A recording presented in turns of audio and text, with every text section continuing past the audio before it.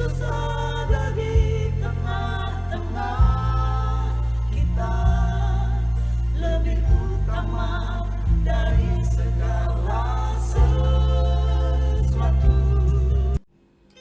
Hati yang baik. Yang jatuh di tanah yang baik itu ialah orang yang setelah mendengar firman itu menyimpannya dalam hati yang baik dan mengeluarkan buah dalam ketekunan. Lukas 8 ayat 15. Sahabat Iktus, kata hati mewakili pusat emosi, pikiran, dan nalar kita. Hati adalah pusat komando dari hidup kita. Pada umumnya orang membedakan hati ke dalam dua kategori, yaitu hati yang baik dan hati yang jahat. Hati yang baik sering diartikan sebagai perbuatan yang rela untuk berbagi sesuatu kepada orang lain.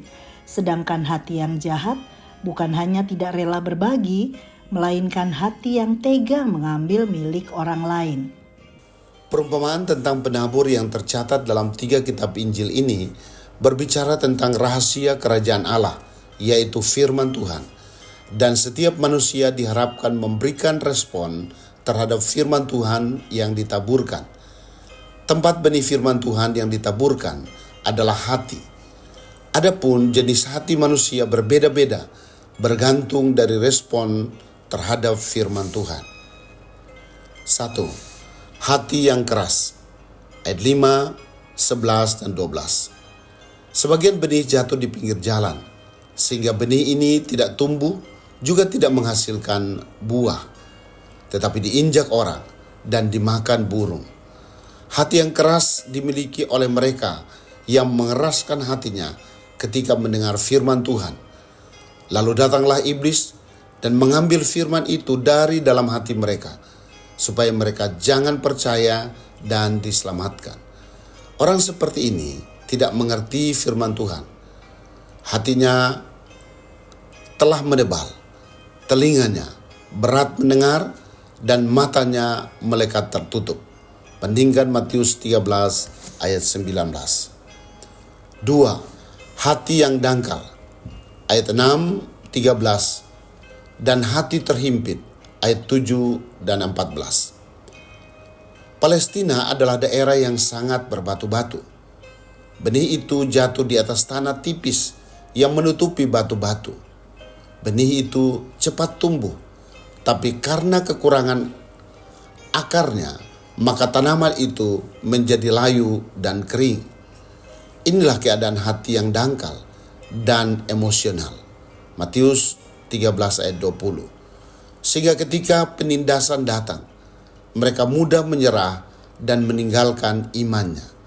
Selanjutnya, tentang mereka yang telah mendengarkan firman Tuhan, lalu kekuatan dunia ini menghimpit firman itu sehingga tidak berbuah. Matius 4 ayat 18 dan 19. Gambaran orang yang selalu khawatir tentang hidupnya seperti orang yang tidak mengenal Allah. 3. Hati yang baik. Ayat 8 dan 15. Matius 13 ayat 8 menyatakan, dan sebagian jatuh di tanah yang baik lalu berbuah. Ada yang 100 kali lipat, ada yang 60 kali lipat, ada yang 30 kali lipat. Tuhan Yesus memberikan penjelasan bahwa orang dalam kategori ini adalah mereka yang setelah mendengar firman itu, ia menyimpannya dalam hati yang baik dan mengeluarkan buah dalam ketekunan. Inilah buah kepribadian, yaitu karakter yang memuliakan Tuhan, dan buah pelayanan, yaitu jiwa-jiwa yang dituntun untuk mengenal Tuhan. Sahabat Iktus yang dikasihi Tuhan, yang mana jenis hatiku?